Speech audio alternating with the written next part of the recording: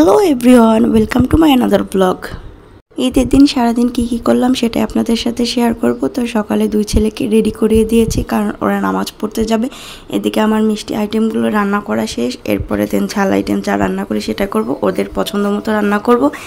এদিকে ওদের দাদা ওদেরকে ছালামি দিয়েছে, তো সবাই মিলে নামাজ পড়তে যাচ্ছে। এবার প্রথমবার আমার শ্বশুর আমাদের বাসায় ঈদ করছে।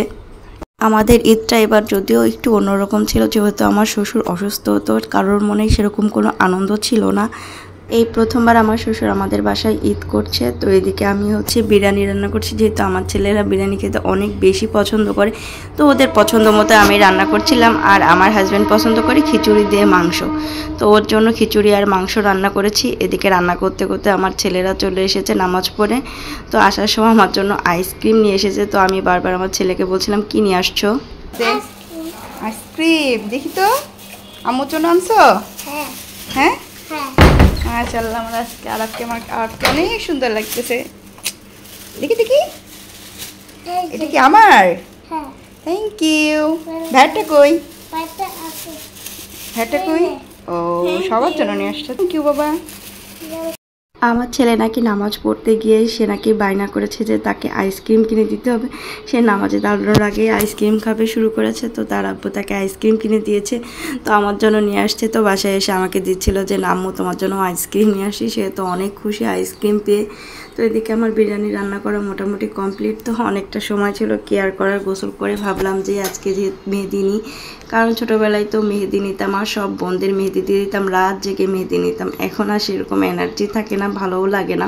তো ভাবলাম যে যেহেতু সময় আছে তো বসে বসে মেহেদি নিই। তো এখানে বসে আমি মেহেদি নিচ্ছিলাম আর ছোটোবেলার কথাগুলো অনেক বেশি মনে পড়ছিল। আর আমার বোনদেরকেও খুব মিস করছিলাম, কারণ প্রতিবারই আমি আমার বোনদেরকে মেহেদি দিয়ে দিতাম সারা রাত ভরে, তারপর আমি মেহেদি নিতাম। এবার যেহেতু গ্রামের বাড়িতে ঈদ করতে যাওয়া হয়নি, তারপরে একটু মন খারাপ লাগছিল যে এবার আমার বোন, আব্বু আম্মু, ভাই বোন কারোর সাথে দেখা হয় নাই। তো এটা একটু মন খারাপ লাগছিল। তো কি আর করা, যেহেতু এবার গ্রামে যেতে পারিনি, আমার শ্বশুর অসুস্থ, তো তার কারণের জন্য আমাদেরকে ঢাকাতেই থাকতে হয়েছে। গ্রামে গেলে আনন্দটা একটু বেশিই হয়, কারণ অনেক দিন পর সবার সাথে দেখা হয়, অনেক বেশি মজা করা হয়। তারপরে এবার ঈদে সবাই অনেক মজা করেছি, কারণ আমার বাসায় সবাই এসেছিলো, সবার সাথে দেখা হয়েছে, এটাও অনেক বেশি ভালো লাগছিল। তো সবাই মিলে আমরা বিকালের দিকে চলে গিয়েছিলাম ননদের বাসায়।